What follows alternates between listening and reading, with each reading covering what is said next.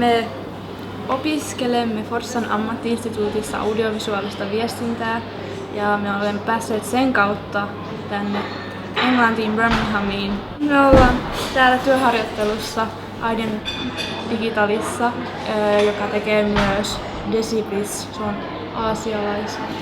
British Asian-lehti, mikä on suurimpia Briteissä online-lehti, että ei ole paperiversio, mutta julkaistaan netissä.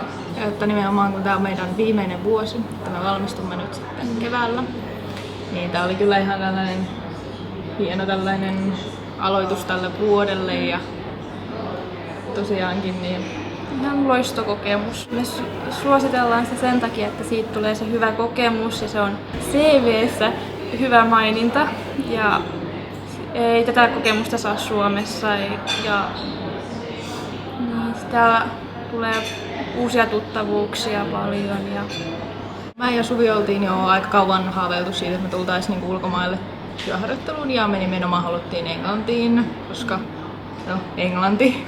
Ja me sitten ennen kesäloman alkua tuossa lähetettiin ensimmäiset hakemukset ja tää oli kuka ensimmäisenä vähän niin vastasikin takaisin ja pidettiin sitten yhteyttä enemmänkin.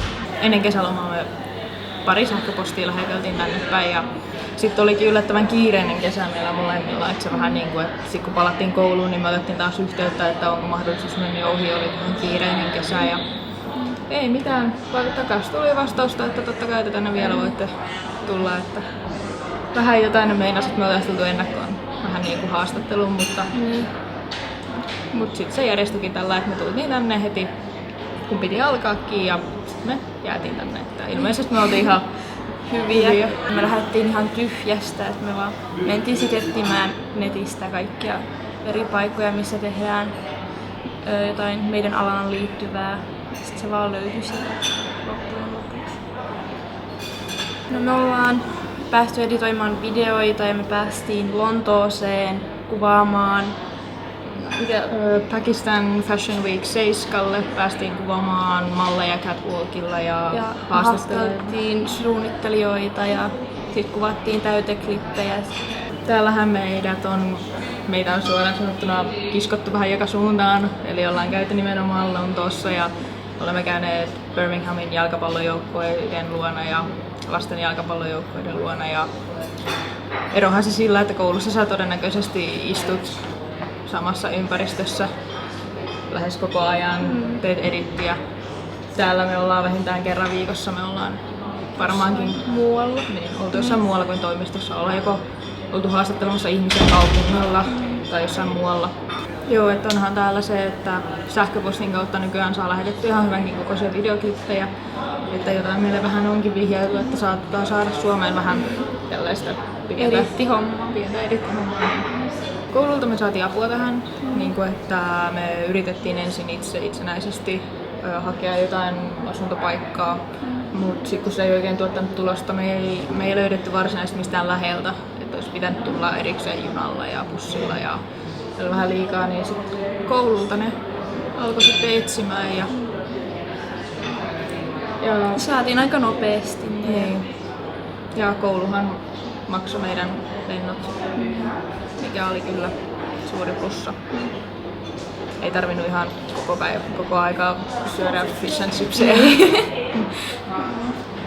Tää on kyllä ihan, on tää nyt suurempi kuin Forssa, mutta meillä meni sellainen ehkä viikko, kun me oltiin ihan että suoraan töistä takaisin kämpille ja siinä opettelussakin meni, että löydettiin oikeat bussit pari kertaa, oltiin vähän eksyksissä, mutta vuokraantaja sitten hoiti meidät takaisin kämpille ja ihan kiva mesta ollut, ihan sellainen, että löytyy paljon tehtävää, nähtävää, shoppailtavaa.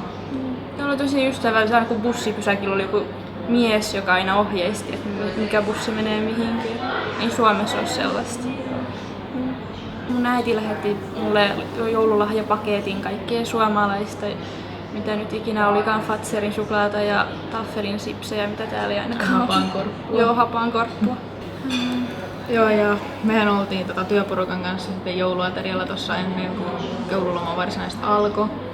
Että päästiin heti niin mukaan, että niillä olikin pari sellaista peliä, mitä ne ensin pelasi, mentiin syömään ja mentiin intialaiseen ravintolaan ja me molemmat pyydettiin niin kuin mietona meidän ruoka, mutta kyllä jäi lautasille aika paljon.